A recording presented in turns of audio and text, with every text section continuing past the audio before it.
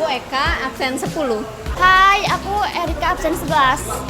Hai, aku Girdela Nira, absen 14. Hai, aku Meidi absen 26.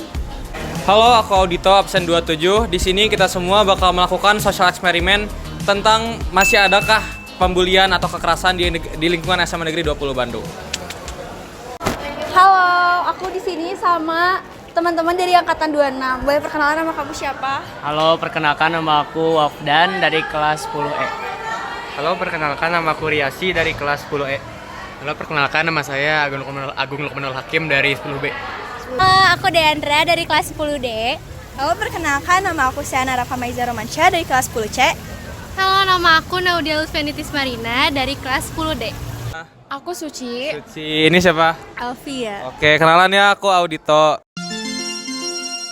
Menurut kalian, sekarang di lingkungan SMAN 20 Bandung masih terjadi pembulian atau kekerasan nggak? Sejauh ini ya, kita kan baru juga ya masuk di 20. Dari mulai MPLS sampai sekarang sih belum gitu ya. Semoga aja gak ada gitu. Ya, benar ya yang tadi Deon bilang. Tetapi mungkin terjadi bullying secara nonverbal, secara tidak langsung. Tapi mungkin si pelaku itu gak sadar kalau dia tuh sedang melakukan bullying gitu. Jadi, tapi sejauh ini kalau misalnya bullying secara verbal atau melalui kekerasan itu belum lihat gitu. Mungkin kalau dari awal MPLS sampai sekarang sih tindakan bullying masih belum terlihat dan semoga aja nggak ada. Tapi kalau misalkan bercanda yang mungkin sedikit kelewatan saya pernah lihat tapi belum masuk ke dalam tindak bullying. Sesuai pengalaman aku sih nggak ada ya. Alhamdulillah. Kalau menurut aku mungkin masih ada dikit-dikit kayak pembulian verbal.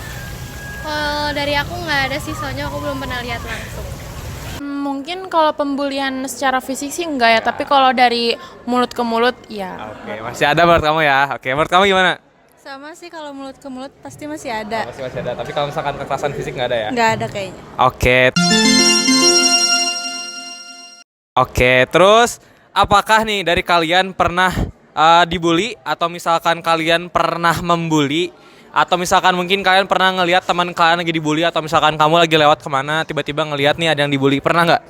Kalau aku sendiri sih belum pernah, tapi kalau ngelihat orang yang ngedenger sih, Kang. Oh, ngedengar mah pernah, tapi kalau ngelihat secara langsung belum pernah. Oke, kalau kamu gimana? Kalau aku pernah jadi korban. Oh, pernah jadi korban, boleh diceritain nggak gimana tuh ceritanya? Nggak apa-apa, santai aja, nggak apa-apa. Dulu waktu kelas 2 SD. Oh, kelas 2 SD. Ya, berarti gimana ya? Gimana? Itu aku kaki sama tangan aku tuh dicoret-coret pakai spidol, dan itu aku nggak sadar. Terus buku aku tuh dirobek-robek gitu. Oke, berarti itu pengalaman kamu pernah dibully dulu waktu SD ya? Kalau saya sendiri sih dibully, alhamdulillah belum pernah gitu. Kalau ngebully mungkin yang saya rasa belum pernah. Kalau melihat pembulian? Melihat pembelian pernah. Kalau aku sih, kan aku dulu MTS-nya sekolahnya di asrama ya. Iya. Jadi kalau bully fisik itu juga pernah lihat, kayak dirundingin gitu sama banyak orang pernah. Kalau misalnya saya, kalau misalnya untuk menjadi pelaku bullying ataupun korban bullying itu belum pernah, tetapi saya sudah sering melihat kejadian bullying, tetapi tidak secara verbal atau kekerasan. Saya biasanya melihatnya secara non-verbal atau kata-kata. Boleh disebutin nggak kayak contohnya apa? Ya, biasanya suka ngasih nama julukan yang jelek ke temen. Terus suka dijauhin temennya kalau misalnya ada sesuatu gitu, dirundung lah. Kalau misalkan masalah pembulian saya merasa tidak pernah menjadi pelaku dan untuk kalau melihat kasus pembulian mungkin tidak sering, tapi saya pernah melihatnya waktu sebelum masuk SMA 20. Bentuknya kayak gimana? Ya, mungkin kayak berupa kata-kata, soalnya kalau untuk bully fisik saya tidak pernah melihat, mungkin seperti memanggil nama orang tua atau mungkin julukan buruk seperti tadi yang diucapkan. Mungkin secara nggak langsung pernah ya, dari omongan teman mungkin yang dia nggak nyadar kalau itu menyakiti gitu. Iya benar, biasanya kayak teman itu suka ngomongin kita. Tapi aku juga kalau nggak salah pernah jadi saksi kasus pembulian. Kalau aku pernah dibully, dibilang kayak gendut lah dulu kayak gitu. Nah, menurut kalian nih apa sih kayak pembulian yang paling parah gitu menurut kalian? Mungkin di fisik ya, tapi alhamdulillahnya aku dan beberapa teman aku nggak mengalami itu sih. Semua pembulian pasti parah, apalagi sampai bikin pelakunya itu down banget, bahkan bisa mau bunuh diri. Fisik sih lebih parah, tapi yang lainnya juga parah juga sih. Menurut aku pembulian yang paling parah tuh sebenarnya dari mulut, soalnya mulut itu lebih tajam daripada senjata kan ada. Anjay, kelas. Kamu gimana menurut kamu pembulian paling parah tuh kayak gimana? Fisik sama mulut sih. Oke, fisik sama mulut ya, sama kurang lebih ya. Soalnya kita kan nggak tahu berapa kali kata-kata yang kita mungkin ada orang yang ngebulinya ngelontarkan, terus kita nggak tahu korbannya kepikiran itu berapa lama, bisa aja jadi trauma atau gimana. Oke, jadi menurut kamu pembulian lewat verbal tuh lebih menyakitkan lah ya. Oke.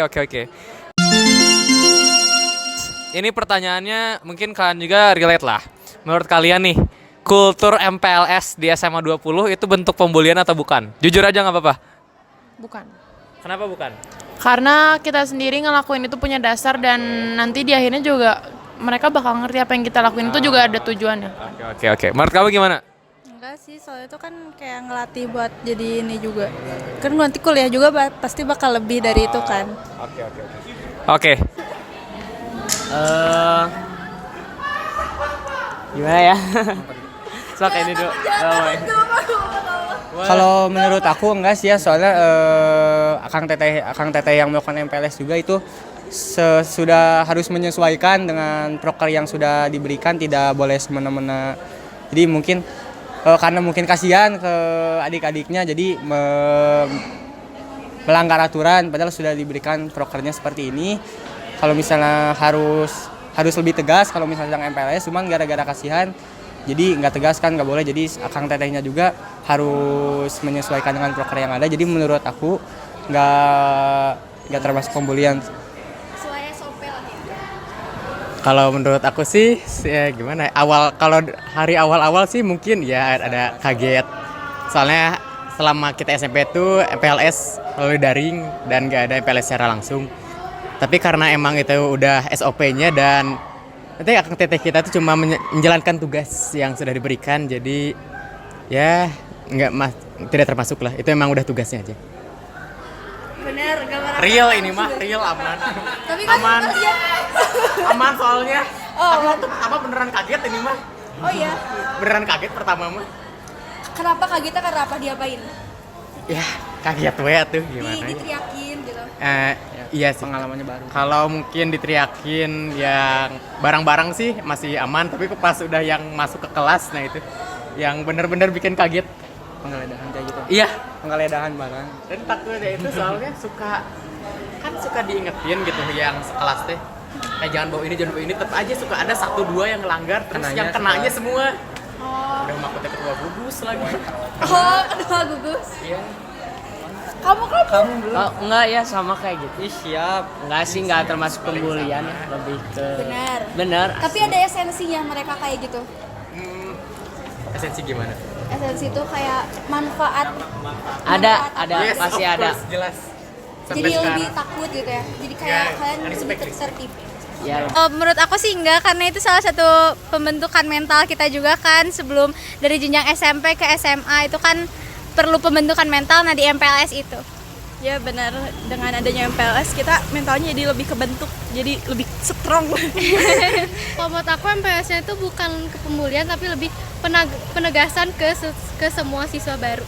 Oke, nah ini yang terakhir nih, kalau kamu jadi senior nih nanti kan, kamu mau nggak sih ngebully adik kelas kalian gitu? Enggak dong, pastinya enggak.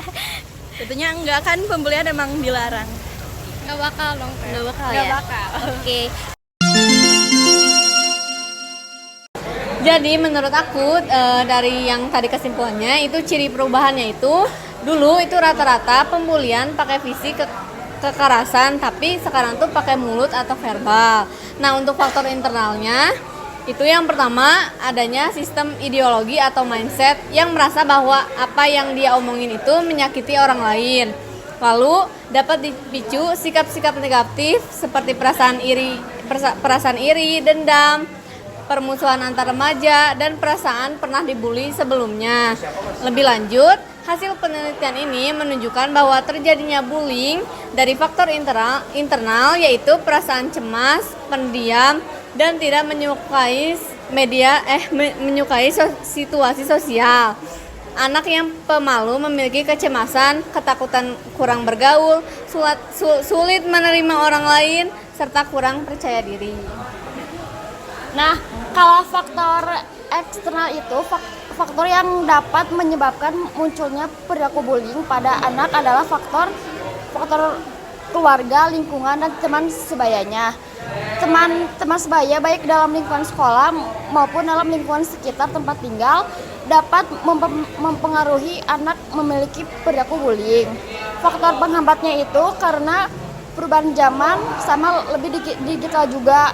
Orang merasa kalau bully itu hanya bersifat non-verbal dan orang nggak sadar kalau bullying bersifat verbal juga. Be careful with your words. Dadah. Dadah. Terima kasih.